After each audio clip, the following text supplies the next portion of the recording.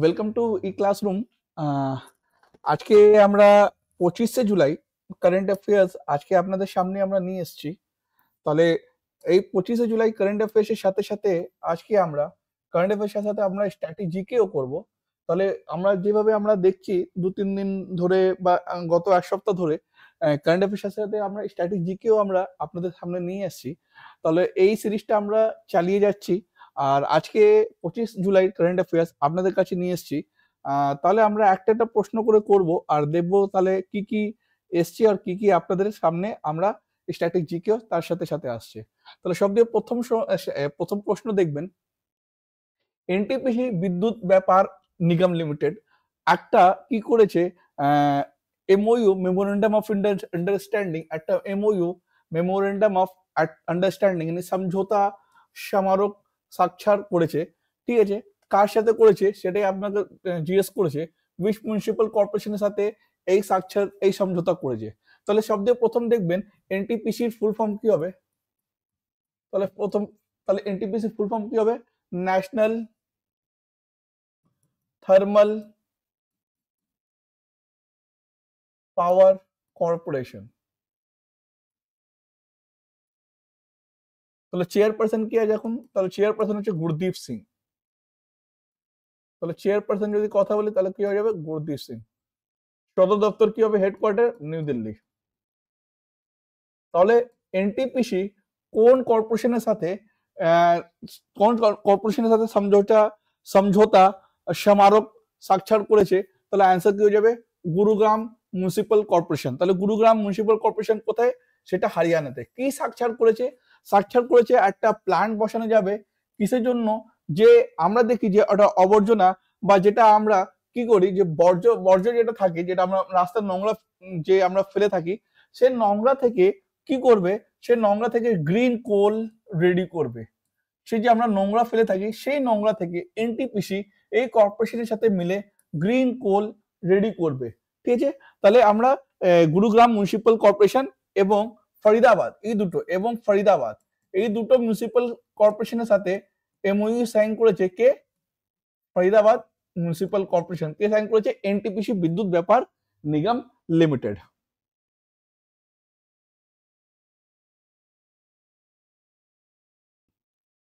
তাহলে আপনারা একটু দেখবেন, এমইউ হচ্ছে মেমোরেন্ডাম অফ আন্ডারস্ট্যান্ডিং সাইন করেছে এনটিপিসি, যেহেতু বললাম গুরুগ্রাম এবং ফরিদাবাদ মিউনিসিপাল কর্পোরেশনের সাথে করেছে। ঠিক আছে, তাহলে যে ফরিদাবাদ আর গুরুগ্রাম মিউনিসিপাল কর্পোরেশনের মধ্যে যে আবর্জনা যেটা ফেলা থাকে, যে নোংরা ফেলা থাকে, সেটা দিয়ে কি করবে? গ্রিন চারকোল, গ্রিন কোল সেটা কি করবে? রেডি করবে। ঠিক আছে, তাহলে দেখুন এই দুটো প্ল্যান্ট মানে দুটো জায়গায় প্ল্যান্ট রেডি করবে। তাহলে কত টনস ডেলি? তাহলে 1500 টনস ডেলি যে কালেক্টেড ওয়েস্ট, যে আমরা কালেক্ট করব, যে বর্জ্যগুলো কালেক্ট করব, সেই বর্জ্য থেকে কি করবে? গ্রিন কোল রেডি করবে। কে? এনটিপিসি গ্রিন কোল করবে। আচ্ছা বলুন তো একটা টন কত কেজি হয়? তাহলে একটা টন কত কেজি হবে? 926 কেজি। এক টনে কত হয়? 926 কেজি। তাহলে গ্রিন কোল যেটা রেডি করবে, সেই গ্রিন কোল কোথায় ইউজ করবে?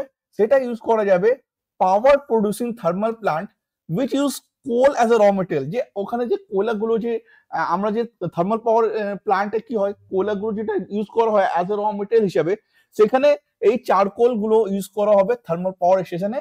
সেখান থেকে কি হবে? বিদ্যুৎ, ইলেকট্রিসিটি তৈরি করা হবে। আর এই চারকোল যেটা ইউজ করলে কি হবে? সেটা চারকোল ইউজ করলে কি হবে? Consumption of mineral coin and hopefully pollution, যে পলিউশন গুলো হচ্ছে, সে পলিউশন গুলো যেটা ব্যবহার করলে যে আমাদের দূষণ গুলো হচ্ছে, এই দূষণ গুলো কি হবে? তার মধ্যে রিডিউস হবে। ঠিক আছে, তাহলে আমরা আচ্ছা এই যে গুরুগ্রাম আর ফরিদাবাদ যেটা বললাম, এই ফরিদাবাদ কি হচ্ছে? ফরিদাবাদ হচ্ছে লার্জেস্ট ডিস্ট্রিক্ট অফ হরিয়ানা।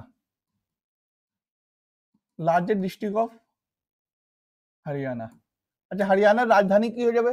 তাহলে হরিয়ানার রাজধানী হয়ে যাবে আপনার চণ্ডীগড়। ঠিক আছে, তাহলে চণ্ডীগড় কি হচ্ছে? রাজধানী হচ্ছে হরিয়ানা এবং পাঞ্জাবে।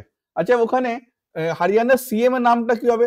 তাহলে হরিয়ানা সিএম এর নাম হচ্ছে Nayab Singh Sony.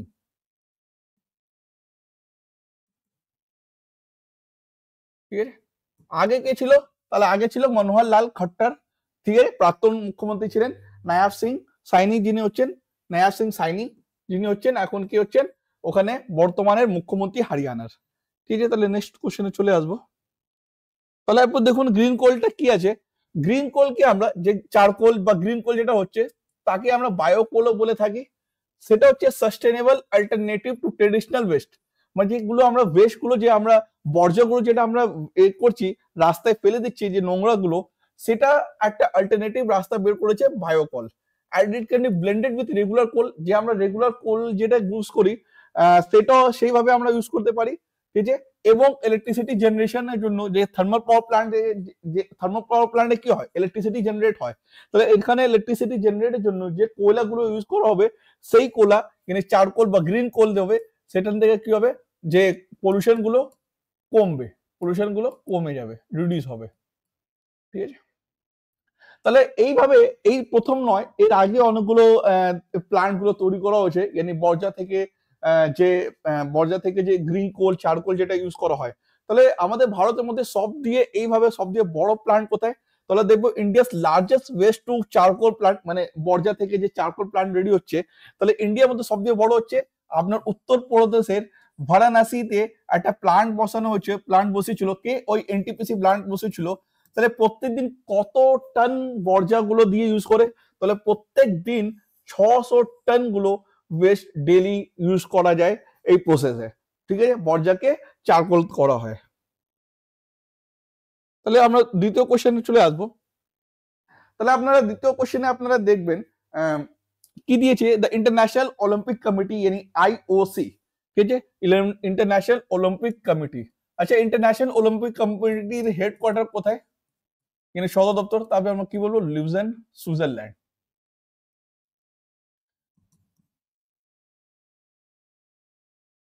Switzerland, Switzerland. যদি আমি ইন্টারন্যাশনাল কমিটি যদি বলা থাকে কি ওখানে বলুন আপনি প্রেসিডেন্ট কয়, আপনার সভাপতিকে, তাহলে আমরা কি বলবো, Thomas batch. IOC Thomas batch হচ্ছে প্রেসিডেন্ট। তাহলে আরেকটা প্রশ্ন জিজ্ঞেস করে, ইন্টারন্যাশনাল অলিম্পিক কমিটি বা যে অলিম্পিক যেটা হচ্ছে তার লোগোর মধ্যে কত রিং থাকে? তাহলে কত রিং থাকে? তাহলে বলবো 5। দেখুন এইভাবে রিং থাকে, আলাদা আলাদা কালার দিয়ে এভাবে রিং থাকে।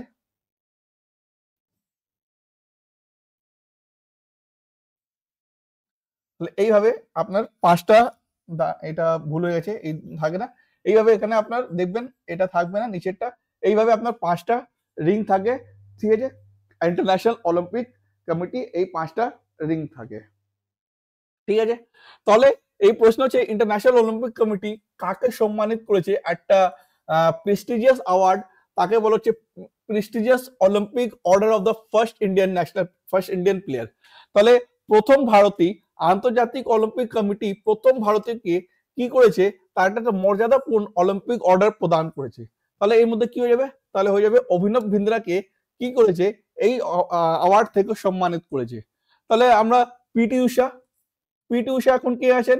পিটি উষা আমাদের চেয়ারম্যান, কিসের চেয়ারম্যান? আমাদের ইন্ডিয়ান অলিম্পিক মানে IOC, Indian Olympic IOA, Indian Olympic association, এই আইও এর চেয়ারম্যান কি হচ্ছেন? পিটি উষা। পিটি উষাকে গোল্ডেন গার্লও বলা হয়, গোল্ডেন গার্ল, এবং পিটি উষাকে পাইওলি এক্সপ্রেসও বলা হয়।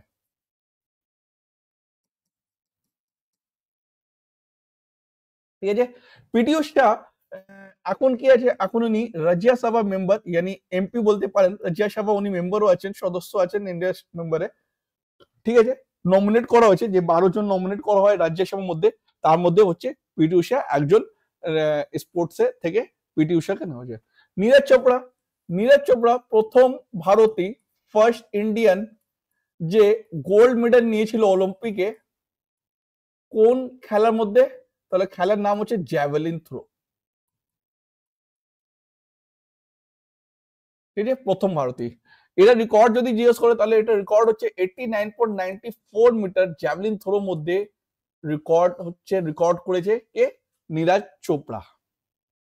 বিশ্ব আনন্দে যদি কথা বলি তাহলে বিশ্ব আনন্দ প্রথম ভারতী গ্র্যান্ড মাস্টার, ঠিক আছে। গ্র্যান্ড মাস্টার কোথায়, মানে কোন খেলা থেকে? চেসে। কোন থেকে খেলা থেকে?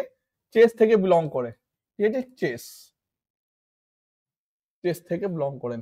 ইনি 2022-এ ভাইস প্রেসিডেন্টও ছিলেন কোন অর্গানাইজেশনের? স্পিডে, যে চেসের সব দিয়ে বড় ইন্টারন্যাশনাল অর্গানাইজেশন স্পিডে উনি ভাইস চেয়ারম্যানও ছিলেন, ঠিক আছে। তাহলে অভিনব বিন্দ্রাকে কোন অ্যাওয়ার্ড দিয়ে তাহলে আমরা দেবো মর্যাদাপূর্ণ অলিম্পিক অর্ডার প্রদান করেছে? কে? আইওসি, ইন্টারন্যাশনাল অলিম্পিক কমিটি দিয়েছে। তাহলে আমরা একটু অভিনব বিন্দ্রা ব্যাপারে একটু দেখে নেব। তাহলে দেখুন, ইন্টারন্যাশনাল অলিম্পিক কমিটি অ্যাওয়ার্ড দিয়েছে, প্রেস্টিজিয়াস অ্যাওয়ার্ড, কি নাম? অলিম্পিক অর্ডার, সবচেয়ে প্রথম ভারতীয়কে। ইনি কোন খেল থেকে বিলং করতেন? ইনি হচ্ছেন শুটার, ইনি শুটার থেকে বিলং করতেন, ঠিক আছে। ইনি শুটার ছিলেন। অভিনব বিন্দ্রাকে কেন এই অ্যাওয়ার্ড দেওয়া হলো? তাহলে ইনি মানে যে অলিম্পিকে যে দেখুন লেখা আছে পরিষেবা জন্য, মানে অলিম্পিকে যে পরিষেবা দিয়েছে উনি, তাকে 10 আগস্ট 2024-এ থেকে এই অ্যাওয়ার্ড ওনাকে দেওয়া হবে। কোথায় দেওয়া হবে? যে 10 আগস্ট 2024, yani সব দিয়ে লাস্ট দিন যে অলিম্পিক, যে প্যারিসে যে অলিম্পিক হতে চলেছে, 142 ইন্টারন্যাশনাল অলিম্পিক এটা হতে চলেছে কোথায়? প্যারিস, ফ্রান্সে, ঠিক আছে। যে 26শে জুলাই শুরু হবে, ঠিক আছে। সেইখানে 10 আগস্টে এনাকে এই অ্যাওয়ার্ড দেওয়া হবে।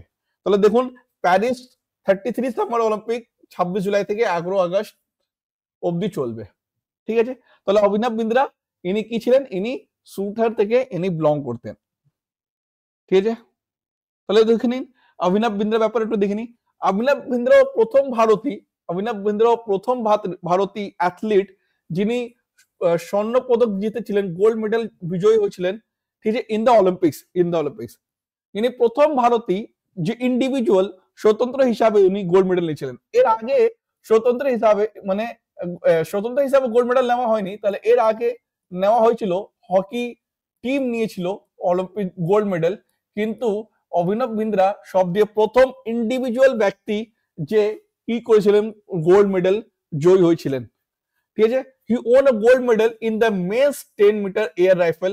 ইনি প্রথম ভারতীয় যে অলিম্পিকে যে গোল্ড মেডেল নিয়েছিলেন, তার নাম হচ্ছে অভিনব বিন্দ্রা।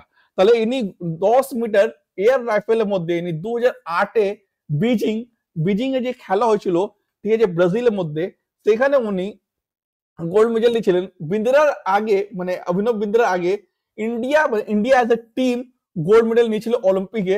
বাট যদি একটা ব্যক্তি যেটা স্বতন্ত্র ইন্ডিভিজুয়াল হিসাবে যদি কেউ নিয়েছেন, তাহলে কার নাম হবে? অভিনব বিন্দ্রার নাম চলে আসবে। তাহলে অভিনব বিন্দ্রা উনি প্রথম ভারতীয় যিনি নিজের গোল্ড মেডেলটা ডোনেট করে দিয়েছেন।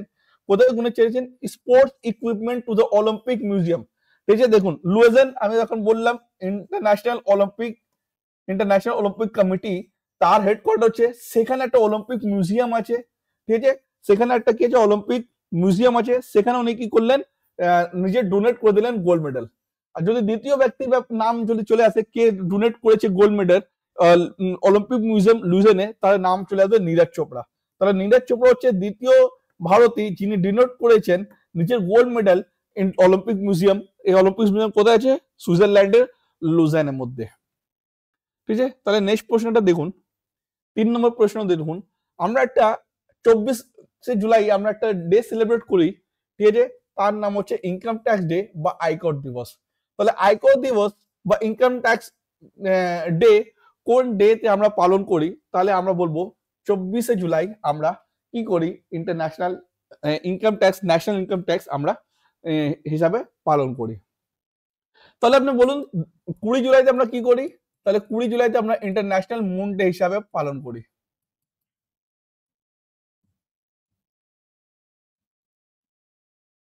তাহলে 20 জুলাই আমরা কোন দিন হিসাবে আমরা পালন করি? ইন্টারন্যাশনাল মুন ডে হিসাবে আমরা কি করি? পালন করি। কেন পালন করি? কারণ 20 জুলাই 1969 দুজন অ্যাস্ট্রোনট, একটা নাম হচ্ছে নীল আর্মস্ট্রং আর দ্বিতীয় নাম হচ্ছে বুজ অ্যালড্রিন। এই দুজন ব্যক্তি 20 জুলাই 1969 সব দিয়ে প্রথম চাঁদের উপরে নিজের পা রাখে। তাহলে সব দিয়ে প্রথম যে অ্যাস্ট্রোনট, এই দুজন ব্যক্তি যে সব দিয়ে প্রথম কি করে চাঁদের উপরে যে পা রাখে, তার নাম হচ্ছে নীল আর্মস্ট্রং অ্যান্ড বুজ অ্যালড্রিন। তিনি হচ্ছেন কি হচ্ছে এই পা রাখার দিনের জন্য কি করা হয়, 20 জুলাইকে আমরা কি করি, 20 জুলাইকে আমরা কি হিসাবে আমরা পালন করি, তাহলে 20 জুলাইতে আমরা ইন্টারন্যাশনাল মুন ডে হিসাবে আমরা পালন করি। 22 জুলাইতে আমরা কি পালন করি, ন্যাশনাল ফ্ল্যাগ ডে।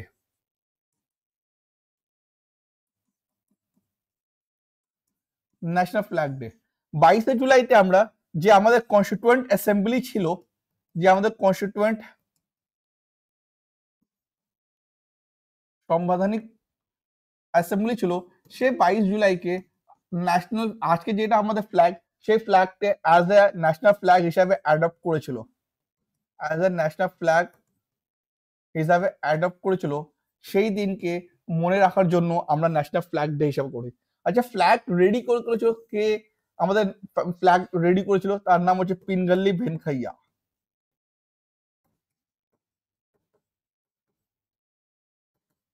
ইনি ব্যক্তি হচ্ছে সে ফ্ল্যাগ রেডি করেছিল। তাহলে আমরা 24 জুলাই দেখলাম ইনকাম ট্যাক্স ডে। আচ্ছা, 23 জুলাইতে কি হয়, 23 জুলাইতে আমরা কি সেলিব্রেট করি, ন্যাশনাল ব্রডকাস্টিং ডে, জাতীয় broadcasting day. National broadcasting day হিসাবে আমরা 23 জুলাইতে সেলিব্রেট করি। তাহলে আপনারা পুরোটা দেখলেন কি হিসাবে কি হলো। তাহলে আমরা এগোবো, এগিয়ে আমরা দেখবো কি আছে। তাহলে এই ব্যাপারে ইনকাম ট্যাক্স ব্যাপারে একটু দেখে নিই। তাহলে দেখুন, ইনকাম ট্যাক্স যে আমরা কোন দিনে সেলিব্রেট করি, 24 জুলাই আমরা তো ইনকাম ট্যাক্স হিসাবে আমরা সেলিব্রেট করি। 1860 সালে এই দিন 24 জুলাইতে স্যার জেমস উইলসন ইন্ট্রোডিউস করেছিল কনসেপ্ট অফ ইনকাম ট্যাক্স ভারতের মধ্যে। তাহলে দেখুন, 24 জুলাই পালিত আয়কর দিবস ভারতে আর্থিক ইতিহাস একটি গুরুত্বপূর্ণ মুহূর্তকে স্মরণ করার জন্য 1860 সালে এই দিন স্যার জেমস উইলিয়াম ভারত আয়করের ধারণা চালু করেছিল। এই দিনকে মনে করার জন্য, এই মুহূর্তকে স্মরণ করার জন্য এই দিনকে আমরা কি করি, আমরা মানে সেলিব্রেট করি। ঠিক আছে, তাহলে 2010 থেকে এই ইনকাম ট্যাক্স ডে হিসাবে আমরা পালন করছি। তাহলে 2010-এ 150 বছর হয়েছিল, এই 1860 সালে যে শুরু করেছিল সেখান থেকে 2010 যদি হিসাব করি, তাহলে 150 বছরে আমরা কি করলাম, আমরা ইনকাম ট্যাক্স ডে হিসাবে আমরা চালু করলাম। তাহলে এই যে ইয়ার, এই 2024 ইয়ারকে আমরা কি করছি, 165তম আমরা হিসাবে ন্যাশনাল ইনকাম ট্যাক্স ডে হিসাবে আমরা পালন করছি। তাহলে একটু আপনাদেরকে ফিগারটা দেখাবো। তাহলে আপনারা একটা ফিগার দেখবেন, ইনকাম ট্যাক্স কালেকশন, ঠিক আছে, ইনক্লুডিং এসটিটি নিয়ে এই বছর মানে এই 2024 অব্দি কত আমরা এই এক বছরে কত ইনকাম ট্যাক্স আমরা সেই করলাম। আচ্ছা, ইনকাম ট্যাক্স মানে হচ্ছে ইনকাম ট্যাক্স যেটা হয়, ইনকাম ট্যাক্স তাকে আমরা কোন ট্যাক্সের মধ্যে রাখি, তাকে আমরা ডাইরেক্ট ট্যাক্সের মধ্যে রাখি। আর ডাইরেক্ট ট্যাক্স কোন ডিপার্টমেন্ট দেখে, সিবিডিটি, central board of direct tax.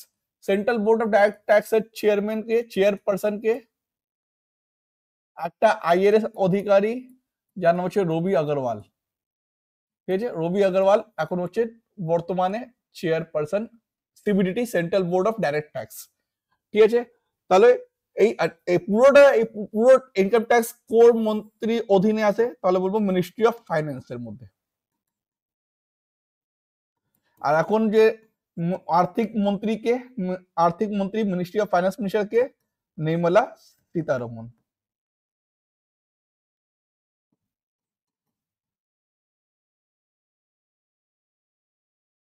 ঠিক আছে, হলো এটা। তাহলে এখন যে এই বছরে কত কোটি আমরা কত টাকা করেছি অ্যাজ এ ইনকাম ট্যাক্স হিসাবে, মানে আমাদের ভারত সরকার পেয়েছে, তাহলে বলবো 12 লক্ষ কোটি টাকা আমরা এই হিসাবে 21 এপ্রিল 2024 অব্দি আমরা পেয়েছি। তাহলে পুরো যদি আমরা বাজেট দেখি, মানে কতগুলো আমাদের আয় আছে, আয়ের মধ্যে যদি আমরা ইনকাম ট্যাক্স দেখি, তাহলে কত পার্সেন্ট ইনকাম ট্যাক্স আমরা এইভাবে এখানে থেকে নাই, তাহলে আমরা বলবো 19%। কত পার্সেন্ট, 19% ইনকাম ট্যাক্স আমরা আয়ের মধ্যে যে ইনকাম ট্যাক্সের যে শেয়ার আছে, অংশ আছে, 19% ইনকাম ট্যাক্স একটা অংশ গ্রহণ করে। ঠিক আছে, তাহলে সব দিয়ে বেশি টাকা যে আমাদের ভারত সরকার কোথা থেকে নেয়, তাহলে দেখবেন এই বাজেটে 2024 বাজেটে আমাদেরকে দেখানো হয়েছে বোরোইং আদার লায়াবিলিটিস, এনে আমাদের বিভিন্ন দেশ থেকে বা অন্য অন্য ব্যাংক থেকে বা অন্য অন্য যেভাবে ইন্টারন্যাশনাল মনিটারি ফান্ড, অন্য অন্য ফান্ড থেকে বা অন্য অন্য বিভিন্ন ব্যাংকের থেকে আমরা 27% আমরা টাকা নিয়ে থাকি। ঠিক আছে, তাহলে সেকেন্ড নম্বরে আমরা সব দিয়ে বেশি কোথা থেকে টাকা আমাদের আয় হয়, তাহলে আমরা বলবো জিএসটি থেকে। কোথা থেকে? জিএসটি থেকে 18%, তারপরে না ইনকাম ট্যাক্স থেকে 19%, তারপরে জিএসটি থেকে 18%।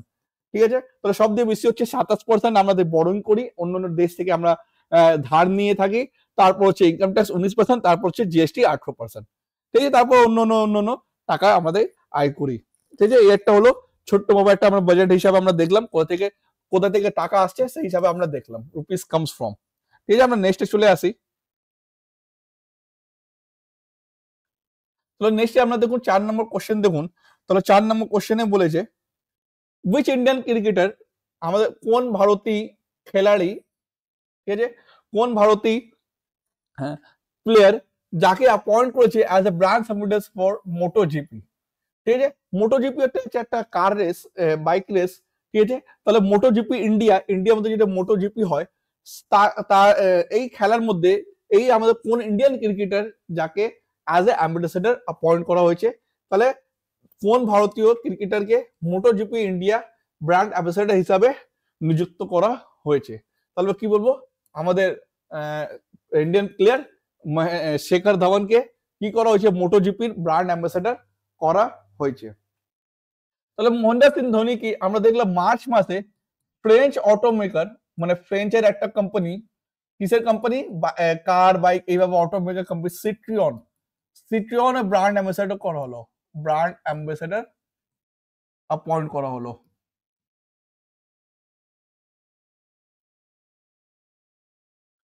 ঠিক আছে, Rahul Dravid is a former coach of Indian men's team. এখন রাহুল দ্রাবিড় রিজাইন করে দিয়েছে। আমাদের T20 ওয়ার্ল্ড কাপ জয় হওয়ার পর রাহুল দ্রাবিড় রিজাইন করে দিল কোচ থেকে। বিরাট কোহলি অ্যান্ড রোহিত শর্মা এই দুজন রিজাইন দিয়ে দিয়েছে T20 ইন্টারন্যাশনাল ম্যাচ থেকে রিজাইন দিয়ে দিয়েছে। আর আপনাদের T20 ইন্টারন্যাশনাল ম্যাচে রোহিত শর্মা আর বিরাট কোহলি দেখতে পাবেন না। ঠিক আছে, তাহলে এইভাবে একটা ছোট সব অপশন দিয়ে আমরা করলাম। তাহলে দেখি আমরা, তাহলে দেখুন এই হচ্ছে, তাহলে আমাদের দেখবো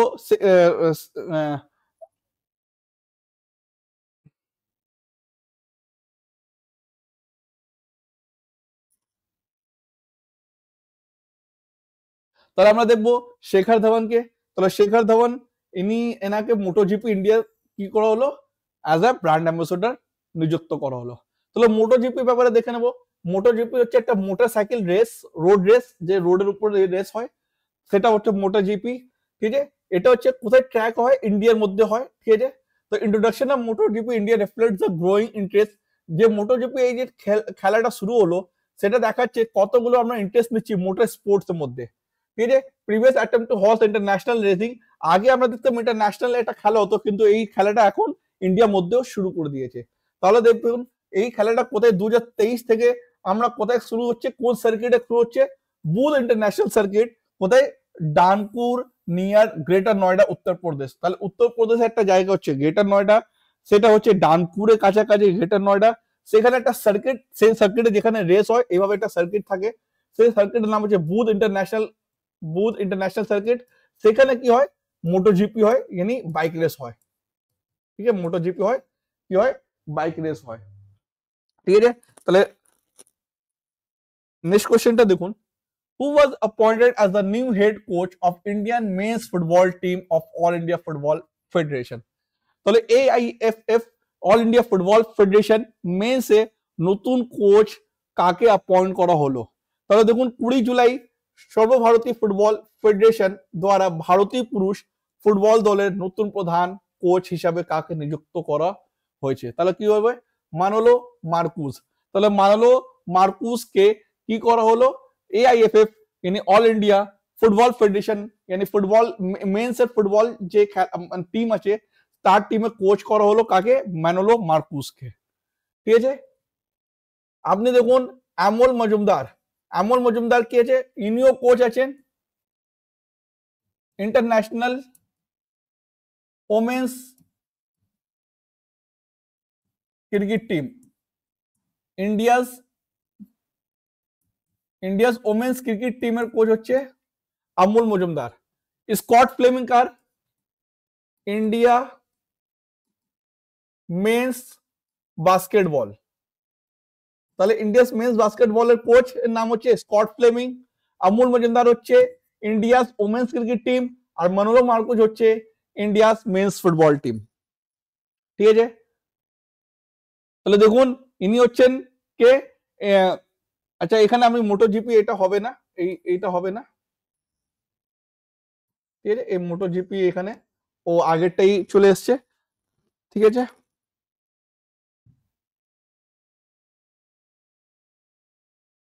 তাহলে ইনি কে আছে?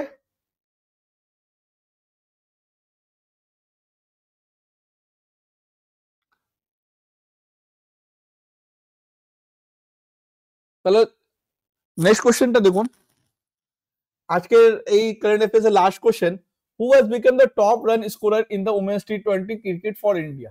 তাহলে টি20 ক্রিকেট ম্যাচে ওমেন্স কে ভারতীয় খেলাড়ি হয়েছে যে সব দিয়ে বেশি রান স্কোর করেছে, স্মৃতি মান্ধানাকে ওভারটেক করে এখন মহিলা ক্রিকেট টি20 মধ্যে সব দিয়ে ভারতীয়